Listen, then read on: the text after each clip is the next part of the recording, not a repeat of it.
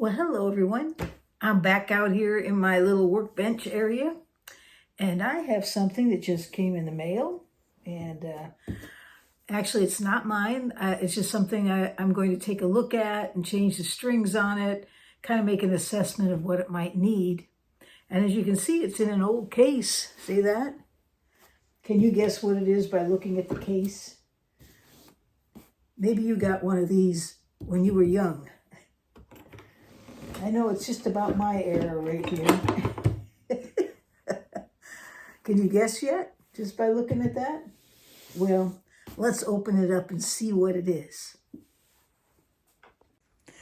Okay, here's a better look of it. You can see it's one of those chipboard cases. And the case is still working. That's pretty amazing. I'll undo that one. And this one's already undone. This one down here has a tear. And here we go. Let's open it up and see what's inside the case. Oh boy, it's an oldie.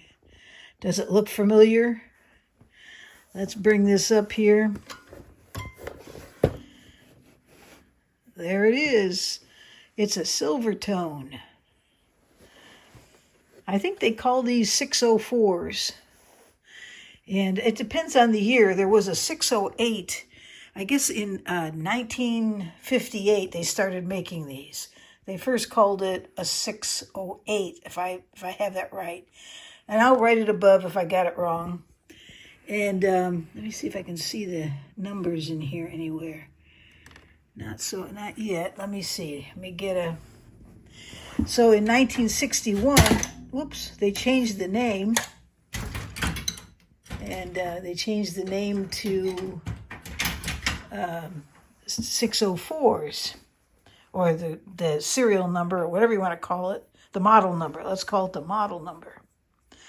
And so, and then there was another number it was given it during its last year. I think they stopped making these in 69, somewhere around there. Let's see if it's in here. Oh, there it is right there. Okay, there we go. Okay, so inside, as you can see, this is a 608. So this was made in the 50s. This is one of their first models. And then also what's on this is this date stamp. And there it is right there. I don't know if you can see that, but let me get it to focus for us. I'm going to move this. There. That took care of that. Okay, there we go. Aha, there we go. So this one, it's upside down, but this is a 1959. See that? Let's turn this a little bit. 1959. So this is one of the first models, or the second, I think the second year that they're made. They're made in the USA, in Chicago. And Silvertone, by that time, I believe, was they were being made by Harmony. But I have to check on that as well. So there it is. There's the model, 608. I can't believe it. This is one of the first models. So, okay, so that's what we know so far. Let me stop this a second because I'm going to have to get that. Well, let's just take another look back in here because it's got ladder bracing here. And I don't know if you can see a little further in there. Well, when I take the strings off, we'll take a better look inside there. See how clean it is. But that's what we have so far. Pretty cool. Okay. Okay, so now let's take a closer look here. So we know it's 1959. We know it's the 608 model, which is quite rare, I think, especially in this condition. When I first look at this, you know, it's got some dust on here. Let me get my polishing cloth over here. And there. Has some dust. But overall, that painted on finish makes it look like it has some figuring going on there, but that's painted on. And then we've got this really interesting looking bridge Well, let me take this out of here and put it on the bench. I think it'll be a lot easier to look at. Hold on one second. Before I put this away, I'll let you take a look at the case. The little top is gone on that. But, you know, it's still in pretty good shape for an old case. Looks to be the original case. And it's that kind of a chipboard, you know, heavy chipboard feel to it. Okay, so let's take a closer look at this instrument. You see it's in pretty good shape. Got a few little dings on the edges. For being something from 1959, though, this is really, really beautiful condition. In terms of the paint, the finish. It's got the flamed look. That's all stenciled on there, however they do that, but it's not, definitely not the wood figuring. This has got to be like a plywood, some kind of a lamination. Then you can see this is one of those ebonized fingerboards. It's not really ebony, but they have it blackened, so it looks like it is. You got these little dots in here. This is a guitar that would have been sold by Sears and Roebuck catalog. And it had been something that you'd see underneath the Christmas tree, if you were a kid especially. But as you can see, it looks really good. Now, here's the thing that I find to be concerning. Where's my... Okay, just looking at this right here. I don't know if you can see along right here. It looks like a crack. Usually you don't see a crack like that going this way. That's unusual. Unless that's just the finish. I mean, I don't know. I have to take a closer look at that from the inside and see what happens when I put some light in there. And then the other thing that's interesting is I think, let me just see if I have a piece of paper over here. We'll use this Fishman booklet. See that? I don't think this is even glued down. Look at that. I wonder if that's just like a bolt-on. Did they just bolt them on and they don't glue them? I don't know. That's what it looks like. I thought when I opened this before now, and of course when I saw these screws, you know, they started making Phillips screws like in the late 30s. They became more popular in the 40s. I guess you found they got better torque on them when they screw the screw in. But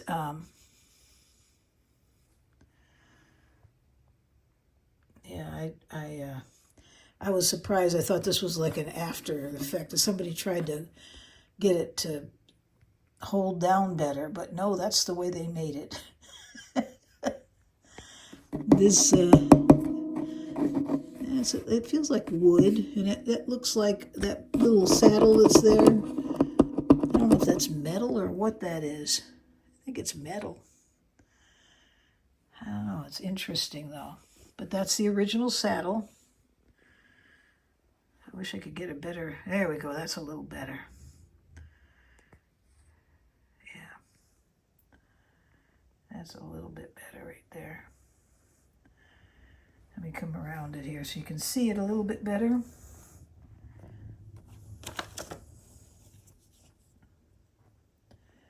There we go. There's that crack I was telling you about. Almost looks like somebody took a razor blade and cut across it, but I don't think so. I think the stress of that being bolted on, pulled up, it makes you wonder if there's even a bridge plate underneath this thing, you know, to keep something like that from happening.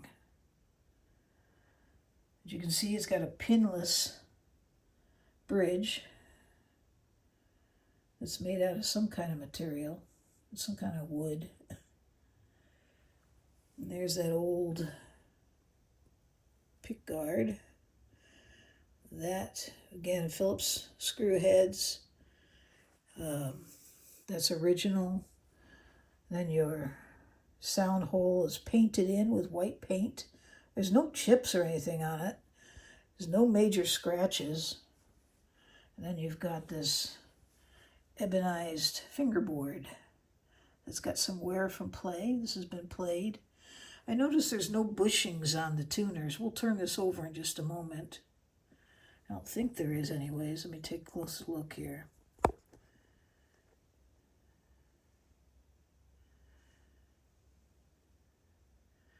Yeah, I don't see. I mean, if they're there, they're deep inside the peg hole there. And then you've got this Silvertone that's painted on up there. That's in great shape. The knobs look really good. That looks original. Surprisingly, it looks very nice. I think this thing, it's been played, so, you know, outside of the fingerboard having wear and a few etches on it, so far the top looks really good. But the bridge does look like it's coming up. And I don't know what that little crack is there. But we'll figure that out as we move along. I mean, you can remedy something like this simply by taking that bridge off and reinforcing it from underneath, especially if there's no plate under there. I wonder what's under there. and then, you know, glue it back down, put the screws back in. I think that might be a way to address it. We'll see. Maybe someone out there has done one of these and has an idea. I've seen people take these bridges off on a few videos and they put their own bridge on. I wouldn't want to do that. I think it would kind of ruin, you know, the guitar. I'd rather see it the way it was made myself and just, you know, replace that bridge, get it so that it will hold down and not pull up. There's no truss rod in these, of course. The truss rods kind of came along, I think, in the 70s. So you don't see it on this. Okay, so I'm going to turn this off and let's turn it over. Okay, so here's the back side. And again, it looks really, really good. Surprisingly, there's no belt buckle rash. Let me see if there's a little bit over here. Where's my... Maybe just a little bit right there. But nothing to call home about. And some of that just might buff right out. Again, it's just a plywood made guitar. Looks like a C neck. And there's the original tuners. They look really, really good. They can be cleaned up a little bit. But beyond that, you wouldn't want to do anything to them. They're original, 1959. Really cool. I don't see any cracks in the wood anywhere. And the back here. I mean, the only thing I see is that one. And there's a place where there was a peg. It's not there anymore. These came with like a wound strap. And then I think some of them came later on, they put a record with them or something on how to play, a little small record. Now you can actually buy this model, retro. The Silvertone sells it. I don't know what year, I think about 3 years ago they started making them.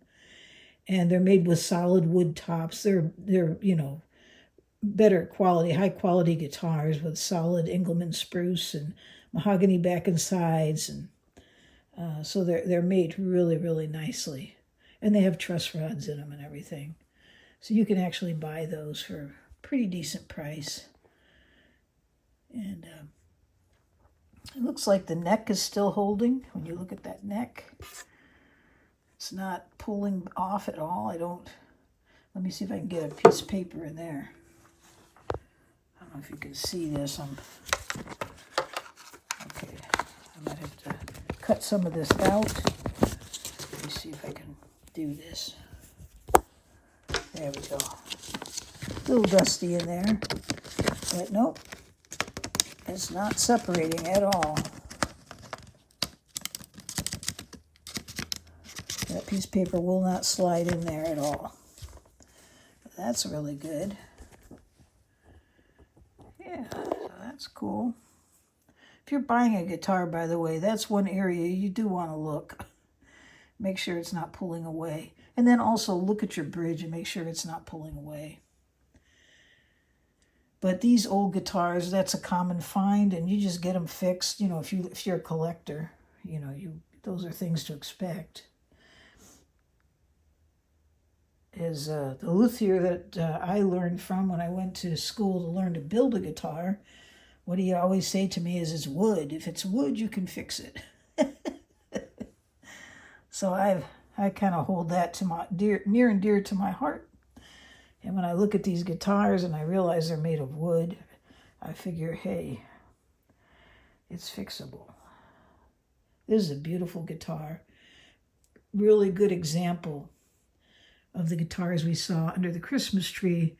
This was a very popular model, and a very high volume of these were sold because they were so easy to make. They were cheaply made, but they were made in the USA. And now let's see with the top. We're going to turn it over and take a look at the strings. Okay, so looking at these strings, first I've already tried to tune them just to see. There's missing a string here. We're missing the E string, as you can see. These are very old strings. But I went to tune them, and interesting enough, as this was shipped to me, and every string was up a full step, up high a full step, which would put a lot of pressure on this bridge here and pull it up. So I brought them back down. Still, you can, get this underneath here. But again, I don't think this is glued down. I think they don't glue it down. I think they just screw them in place, and perhaps I might be able to get on the other side where the washer is and tighten it up. I don't know. Because the reason why I'm saying that is I pulled to take a look to see what the action was, expecting to find it high, and it's not. It's right on at the 12th fret. This is 0.09, and of course we're missing the E string, but this one is at 0.08. So there's no truss rod, but I'll tell you right now, it looks like this thing has been maintained straight. It's straight. Let me see here. I got one hand here. I'm going to try to do this with one hand. Yeah, there's a little bit of room there, as you can see. But it's not bad. Not bad for not having a truss rod and sitting on, this needs to sit and relax a little bit because it's been under a lot of stress. Having all those strings full step too high. Probably a kid owned it. And who knows how many years it sat like that. Because that's the way, I think it's just sat for years and it's not been played. I think it's just been up in a closet. And just looking at it tells you that. But way out in terms of course, it wasn't in tune, but it was all up a full step. So I'm not sure exactly what happened there. The other thing I noticed is, hear that? Well, so you get this rattle, and so what I noticed, what's rattling is this is rattling to begin with, is because I don't have any tension on it. There's no string on here. Let me try something here. I'm gonna take a piece of tape here. I'm gonna turn this off a second. Okay, so I put a piece of tape on it because I could hear it before when I played these strings here. But that stopped. It's out of tune again. But this one still has a rattle to it. Hear that? And I think that what's happening is inside there might be a brace, because it's really hard. Let me put this on the stand. Hold on one second. Okay, let's try it this way. So there is a rattle someplace.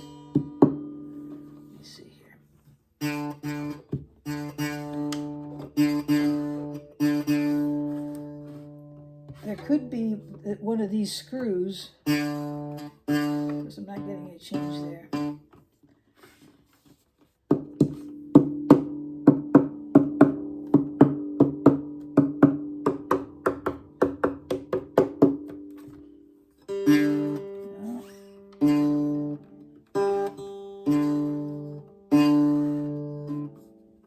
It sounds like something inside is loose. It could be one of these washers or whatever's, not washers, but nuts that are holding these screws in place. Could be one of them's loose. Then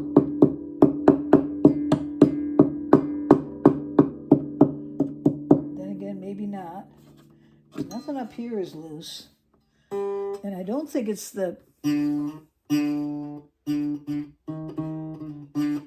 It might be the nut, because when I fret it, I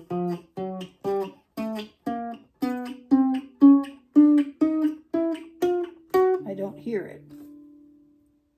So I'm not sure, but it's something I'll have to look at when I take these strings off. Kind of feel around there, see if I find something that's rattling. I can't imagine a nut doing that. Let's see, let's do this. Well, that could be too low, because when I fret it here at the 3rd fret, there's no movement at all on that one. Yeah, and you can see they're kind of dug a little hole. You have to remember this thing's been under tension that's been too high, so these strings might have cut into that a little bit.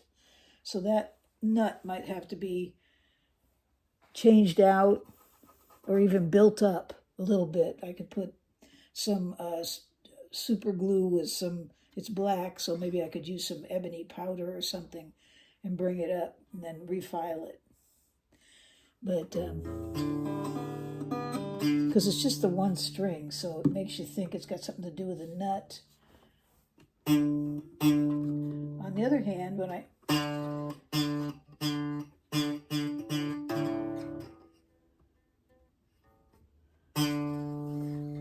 don't know, it's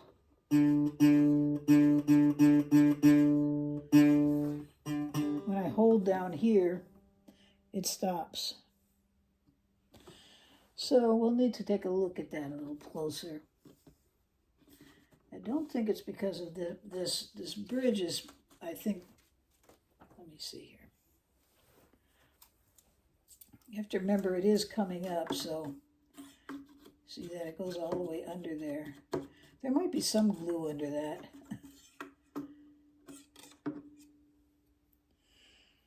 That's a 0.005 that I'm fitting under that.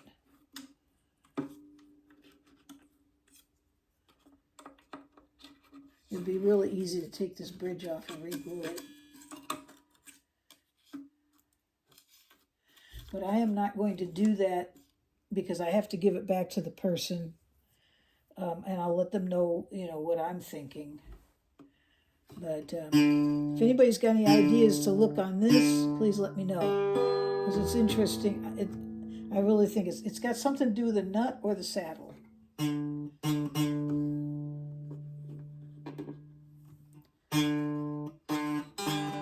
Because when I press down, it stops. The tail of the string is not loose or anything. I need to take the strings off and take a look inside, but I thought I'd show you the guitar to start with. I'll take a couple other videos once I get inside. We'll try to figure out what those rattles are. Take a closer look at that nut.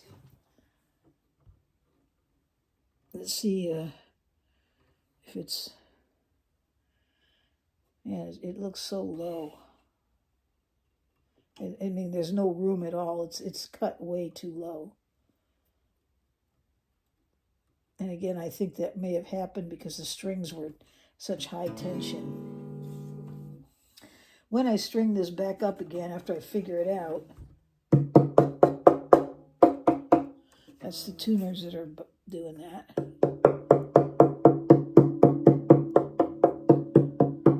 That sounds pretty good.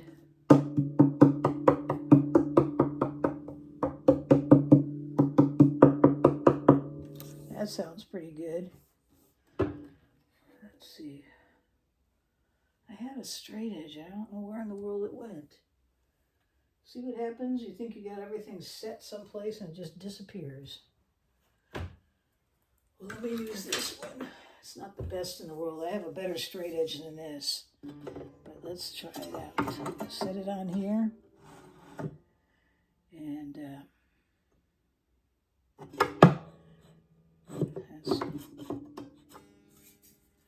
I need the other straight edge.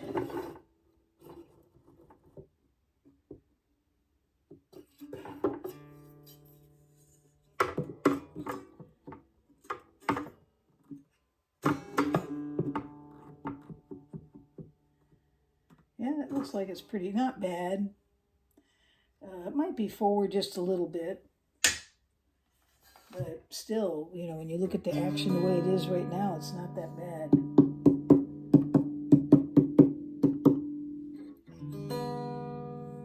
But it's all out of tune again, and I had it tuned. Okay. So let's see. I'm gonna tune it back up again.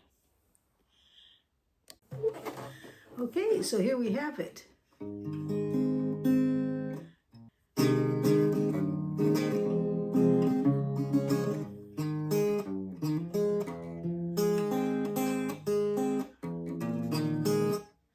It goes out of tune so fast I don't have time to play it.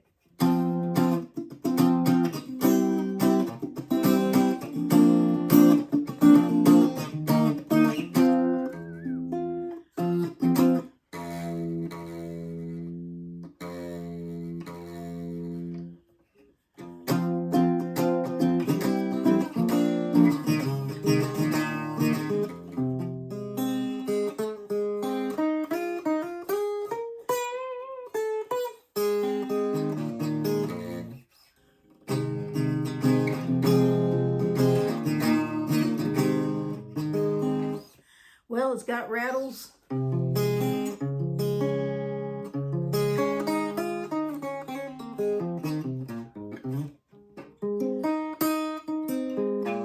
it goes out of tune real fast. The minute I get it in tune, it's out again.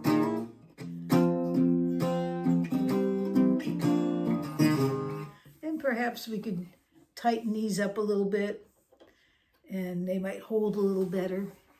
And so there we have it. It's a Silvertone. This is a, and let me just give you a few of the specs of it. This thing is a parlor size, about 13¼ inch at the bout. And it has about 3 3/4 on the depth. The nut is one, looks like, well, is that 1 3/4?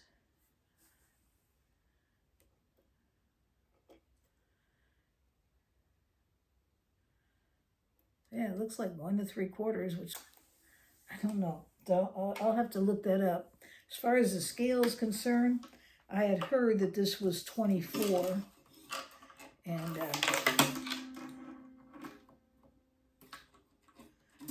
so that's what I had heard, but this looks more like 24.5. But I'll have to look that up too. And yeah, so it's kind of, it's a parlor size short scale.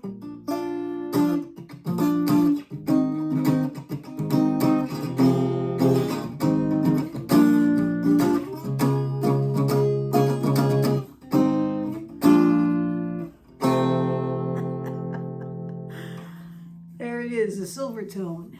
Isn't that neat? It's not something you're going to be playing live, let me tell you. But you know what? Just for a collector, this is great. Don't pay attention to that tape. I just have it on there to keep that thing from rattling. It needs a string. There we go. I think it's really, really cool. All right. Well, it's got a little, I'm going to put some strings on it. I'm going to get inside it. I might do a little short video to show you what's on the inside of the Silvertone. But beyond that, this has got to go back to the owner. And I just thought I'd let you take a look at it before it goes. And I'm not going to do any major work on it. If it was mine, this bridge would be off there tonight. I'd have it off already. And we'd be putting it back on again. And I'd also be looking inside here. Well, I will be. If there are some braces that are loose, I'm going to go ahead and fix them. And as far as the nut is concerned, I might try to lift that up a little bit. But you have to remember this action, well, I don't know. Once we get the E string on. I'm probably going to use 11s on this. I think it's 5211 elixirs is what I'm going to put on here for strings. These strings are so old, I'd almost wonder if they're the originals. Except for the fact of the way they're put on, they don't look like they're factory wound. So, anyways, they're old. Those tuners look pretty good. I just think they're rattling up a storm. So I'll just have to take a look at that too. All right. Well, I could chatter all day long about it till I get the strings off and look inside. It's that some of this is a wonder. And yeah, okay. Well, there you go. I hope you enjoyed that. Don't forget, we have next week, we've got a live coming up on the 21st. And then on the 22nd, we have the members Zoom call. And for those members, if you haven't sent me an email, you need to do that so I can send you the link, okay? And if you're interested in becoming a member, look under the description. You'll see a link that goes right to joining my membership. All right. Thanks so much, and I hope you all have a great day or night wherever you are in this world.